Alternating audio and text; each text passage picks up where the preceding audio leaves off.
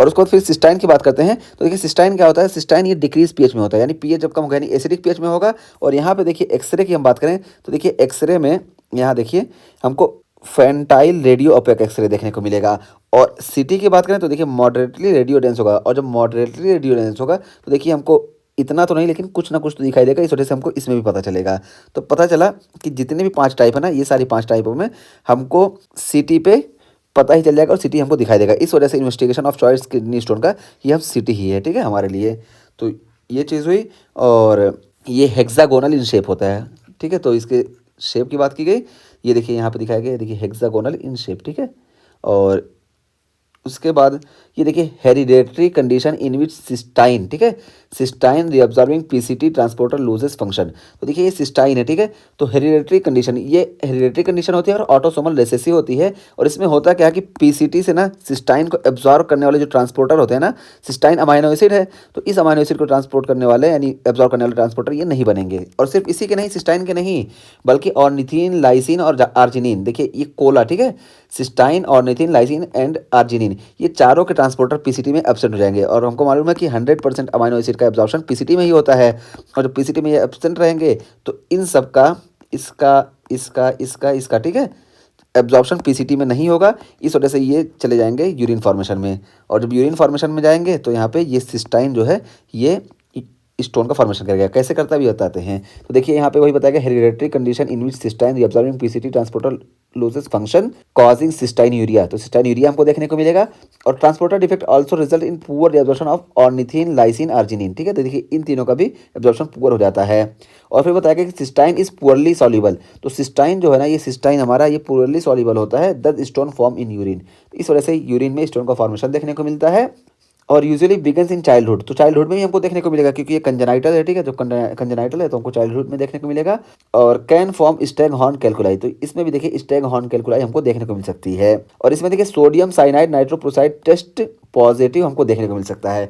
तो ये sodium cyanide nitroprusside test क्या होता है, तो यहाँ पे देखिए ये जो है ये हमारा सिस्टाइन है, ठीक है, और ये सिस्टीन है। देखिए सिस्टीन के 2 मॉलिक्यूल मिलकर सिस्टाइन का फॉर्मेशन करते हैं, ठीक है। तो सिस्टीन के 2 मॉलिक्यूल मिलकर सिस्टाइन का जब फॉर्मेशन किए तो ये सोडियम साइनाइड नाइट्रोप्रोसाइड जब हम देते हैं ना, तो ये सिस्टाइन को ब्रेक डाउन कर देता है सिस्टीन में। और जब सिस्टीन में ब्रेक डाउन हो जाता है तो ये क्या करता है, पर्पल कलर देता है, ठीक है, पर्पल कलर देगा। और इससे हम पता कर लेंगे। तो जब हम इसको करेंगे सोडियम साइनाइड नाइट्रोप्रोसाइड टेस्ट, तो अगर सिस्टाइन बढ़ा हुआ है तो क्या होगा, इसका ब्रेकडाउन हो जाएगा और ब्रेकडाउन होकर पर्पल कलर मिलेगा। तो इससे हमको पता चलेगा कि यहाँ पे हमको सिस्टाइन यूरिया की वजह से क्रिस्टल या स्टोन का फॉर्मेशन देखने को मिल रहा है। तो वही है कि sodium cyanide nitroprusside test positive. और 16, देखिए 16 स्टोन हैव 6 साइड। तो यहाँ पे देखिए हेक्सागोनल होता है, देखिए ये हेक्सागोनल होता है, ठीक है। तो 16 से हम इसको 6 लिखेंगे, तो 16 यानी 16 में हमको हेक्सागोनल शेप देखने को मिलेगा।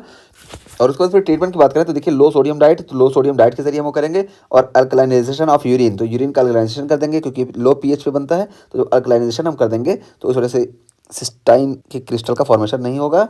और चिलेटिंग एजेंट्स हम देंगे, जैसे टायोप्रोनिन और पेनिसिलामाइन। तो ये चिलेटिंग एजेंट क्या करेंगे, इसको सिस्टाइन का जो क्रिस्टल बना है इसको डिसॉल्व कर देंगे, ठीक है।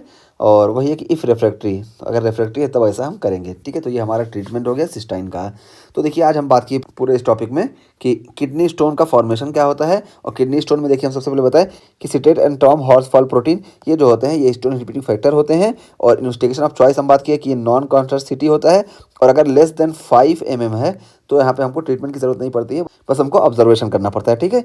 ये चीज़ हो गई। उसके बाद फिर हम बात किए कि कैल्शियम 80% में हमको देखने को मिलता है, 15% केसेस में हमको मैग्नीशियम के देखने को मिलते हैं और 5% में यूरिक एसिड देखने को मिलते हैं। और सिस्टीन के क्रिस्टल हमको बहुत कम देखने को मिलते हैं, इस वजह से इसको 0.000 समथिंग होता है। क्योंकि यहाँ पे देखिए अगर इसके रेशियो की बात की जाए तो 7,000 लोगों में कहीं एक को हमको देखने को मिलता है, ये चीज़ हुई। और उसके बाद फिर यहाँ पे देखिए कैल्शियम के 2 तरह के होते हैं, कैल्शियम ऑक्सलेट और कैल्शियम फॉस्फेट, ठीक है, ये हुआ। और अमोनियम का देखिए, अमोनियम में हमको यहाँ पे कॉफिन लिड अपीयरेंस देखने को मिलता है। और यूरिक एसिड में देखिए हमको रम्बाइड शेप के देखने को मिलते हैं। और सिस्टीन में हमको हेक्सागोनल देखने को मिलता है, ये चीज़ हुई।